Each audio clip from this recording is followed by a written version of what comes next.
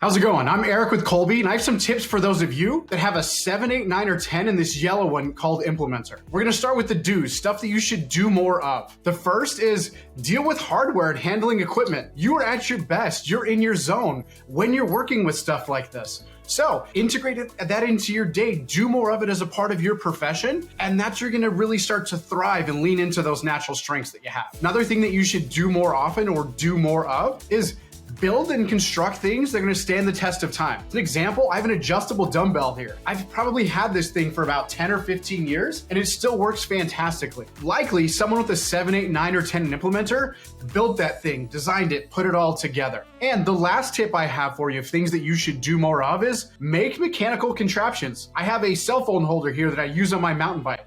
Right, it clamps onto the handlebars, holds my cell phone really tightly so it doesn't bounce around as I'm hitting the trails. That's something that you're amazing at, so create more mechanical contraptions. Now let's move over to the other side, stuff that you should stop doing or do less of. The first thing is don't work without the right tools or materials, right? If we had to hang a picture on my wall, can you use a mallet like this to get the nail in? Yes, absolutely. But if you're a 7, 8, 9, or 10 an implementer, you know that's not the right hammer for the job. The next stuff that you should stop doing is don't commit to throwing something together quickly just to get it done, right? As an example, someone comes to you and says, hey, can you throw together a prototype really quickly? Tell them no. You need time to figure out the scale, the right materials, measure down to the 1,000th of an inch, things like that. That's your gift. So don't sloppily throw something together. So this was Eric with Kolbe, and I have some tips for those of you that have a 7, 8, 9, or 10 an implementer.